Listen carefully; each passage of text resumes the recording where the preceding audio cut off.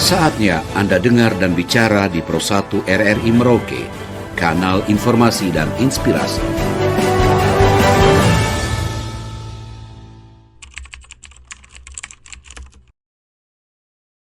Saat ini ya KPU sedang menyelenggarakan tahapan pilkada dan ada beberapa tahapan yang juga sudah berjalan. Salah satunya juga yaitu tahapan pemutaran data pemilih yang mana kita sudah masuk dalam tahapan coklit ya, pencocokan dan penelitian. Kalau kita lihat jadwalnya itu hanya 1 bulan ya, waktu yang sedikit ya, artinya proses coklit ini sudah berjalan sejak 24 Juni sampai dengan nanti 24 Juli ya. Artinya menuju ke 24 Juli ini tinggal kita hitung beberapa hari lagi ya, sekitar 8-7 hari ya. Nah, waktu yang sedikit ini tentunya di dalam proses ini kami KPU Provinsi terus melakukan supervisi monitoring kepada 4 kabupaten ya. Karena kita Papua Selatan ini 4 kabupaten ya. Nah, pada umumnya proses coklit ini berjalan di 4 kabupaten, dan kalau kita lihat progresnya ya secara laporan dari masing-masing 4 kabupaten ini ya hampir mencapai 100% ya, hampir mencapai 100%. Namun kita terus tetap dorong teman-teman di kabupaten untuk menyelesaikan proses coklit ini ya.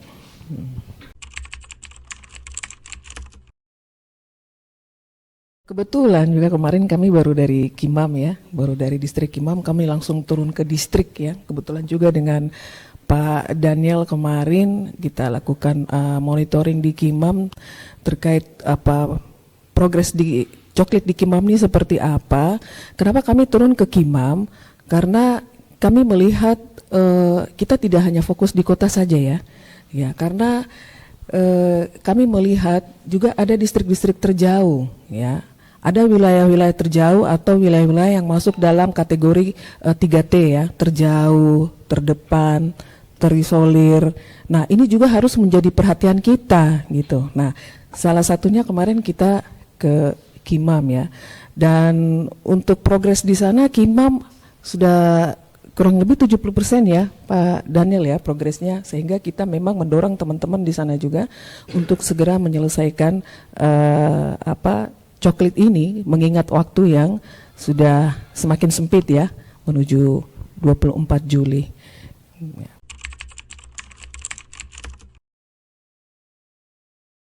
Untuk proses e-coklik ini saat masa ini sekarang kita penyusunan daftar pemilih ini untuk e-coklik yang dilakukan oleh teman-teman Pantarli ini sudah berjalan dari tanggal 24 Juni sampai 24 Juli nanti. Yang kita temui bahwa ketika teman-teman melakukan e-coklik ini betul-betul kami kemarin melakukan monitoring itu betul-betul ada toolsnya, ada indikator yang kami lihat. Ketika kami itu apakah betul proses coklik itu dilakukan, pencocokan dan penelitian dilakukan, yang dilakukan ditandai dengan betul tidak di rumah itu ditempel stiker, betul tidak kita bertanya ke petugas betul tidak mereka diberikan atribut baik itu rompi, topi dan ID card. Itu kami melakukan cek, kami mengecek itu, memastikan itu. Makanya kami mengambil sampel di 3 daerah dengan kategori 3T, yang terluar, terisolir dan terjauh ya. Itu kami mengambil sampel dan kami melihat sejauh ini kami di provinsi kami memonitor itu lewat website. Kami melihat saat ini memang kita di wilayah selatan Papua Selatan khususnya kita sangat jauh. Kita harus akui kita sangat jauh dari se-Indonesia ini, kita masih sangat jauh untuk penerapan e-coklik ya. Data yang teman-teman Pantarli lakukan ini kebanyakan masih bersifat manual ya. Memang teman-teman Pantarli beberapa kemarin kami turun di Kimam, mereka sudah ada data, memperoleh data, tapi masih bersifat manual. Manualnya kami berharap bahwa sekedar informasi bahwa saat ini kita sudah berbasis Android atau berbasis data, berbasis aplikasi, sehingga ada aplikasi yang nanti dipakai atau diinstal di HP Android itu untuk dipakai untuk dilakukan e-coklik ya. E-coklik ya, karena aplikasi jadi e-coklik. E-coklik ini di situ kita bisa monitor itu terkait dengan partisipasi masyarakat di Papua Selatan. Partisipasi masyarakat di Papua Selatan masih sangat rendah, masih sangat jauh, sehingga kita mendorong dan memonitor itu ke beberapa kabupaten. Kemarin kami ambil sampel di Merauke, di Kimam, dan teman-teman ada turun juga di Asmat. Kami mendorong bahwa wajib harus menggunakan e-coklik 100%. Ini instruksi langsung dari KPU RI. Jadi secara hierarki berjenjang dari KPU RI, KPU Provinsi, KPU Kabupaten sampai di mana Netok diperintahkan A harus melakukan A.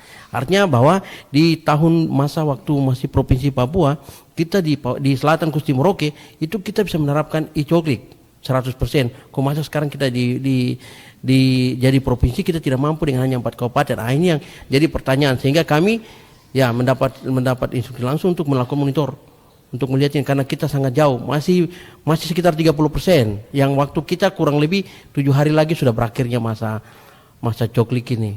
Nah, sehingga kami berharap Bapak Ibu mungkin yang mendengar melalui Pro 1 RRI ini dapat, yang teman-teman Pantarli maupun masyarakat yang belum tercoklik, ya kalau bisa datangi petugas Pantarli, dan petugas Pantarli yang sudah melakukan coklik tolong datanya dikasih secara berjenjang sehingga dapat direkam atau dapat dimasukkan sebagai daftar. Karena jangan sampai lewat tanggal 24. Kalau tanggal 24 pukul 23.59 lewat, kita ini kan pakai waktu. Nanti jangan sampai Bapak Ibu yang sudah didata ini tidak tercoklik, ya, tidak masuk dalam data, nanti bisa-bisa kehilangan sebagai daftar pemilih tetap. Ya, karena kita ini punya aplikasi nanti dikunci. Tanggal 24 malam akan dikunci. Sehingga kami berharap data yang sudah diperoleh teman-teman petugas Pantarli tolong diolah, diproses, dan yang belum mungkin masyarakat yang belum tercoklik tolong konfirmasi ke petugas-petugas yang ada, baik itu Pantarli, PPS atau di tingkat PPD, di tingkat distrik, sehingga boleh dilakukan coklik. Ada coklit, ada e-coklit. Ya, ini mungkin masyarakat bingung ya. Coklit ini apa? Terus ini tiba-tiba sekarang ada e-coklit lagi. Ini apa gitu? Coklit sudah pastinya adalah kita itu pencocokan dan penelitian ya. Artinya petugas kita Pantarli pemutaran data pemilih ini melakukan pencocokan dan penelitian terhadap data yang ada disandingkan ya, atau dicocokkan atau diteliti dengan KTP elektronik atau KK yang dimiliki oleh pemilih atau warga ya. Nah, sedangkan kalau e-coklit itu sendiri itu aplikasi ya. E-coklit ini adalah aplikasi. Jadi aplikasi yang digunakan oleh Pantarli untuk melakukan proses coklit dalam pemutaran data pemilih. Jadi kita ini dianjurkan ya menggunakan e-coklit. Nah, kalau kita bicara aplikasi, berarti kan kita membutuhkan jaringan internet begitu. Nah, sementara kita di Papua Selatan ini tidak semua wilayah itu ada jaringan internet, tidak semua wilayah itu ketersediaan jaringan internetnya itu ada.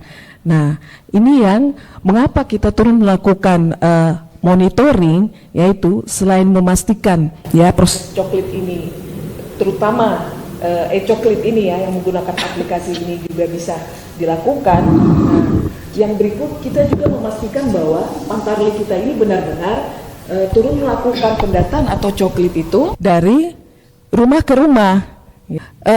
Coklit dan e-coklit seperti itu ya. Ya, tadi Pak Daniel jelaskan terkait e-coklit karena memang kita diminta untuk menggunakan aplikasi e-coklit dalam proses coklitnya.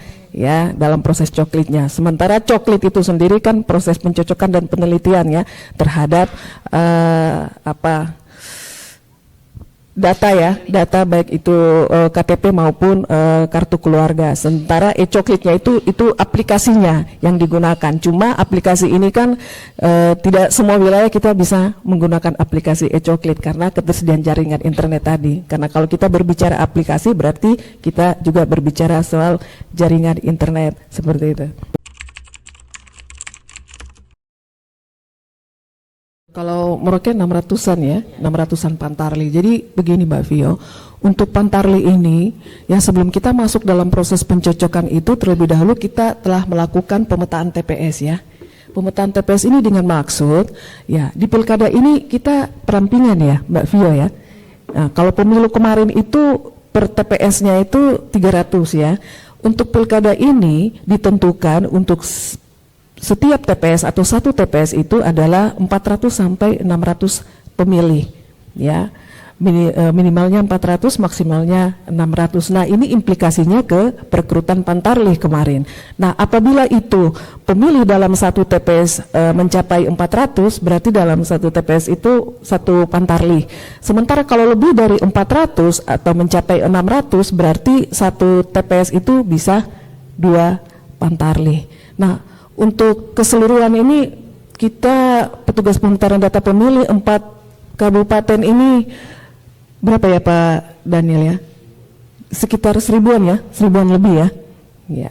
Dalam proses pemetaan TPS ini juga otomatis jumlah TPS kita di Papua Selatan berkurang ya, dari yang 1770 TPS karena perampingan ya menjadi 1068 atau ya 1068 TPS untuk keseluruhan Papua Selatan ya. Kalau Merauke tadi 600-an ya, sisanya di 3 kabupaten ya mencapai untuk keseluruhan 1068 TPS.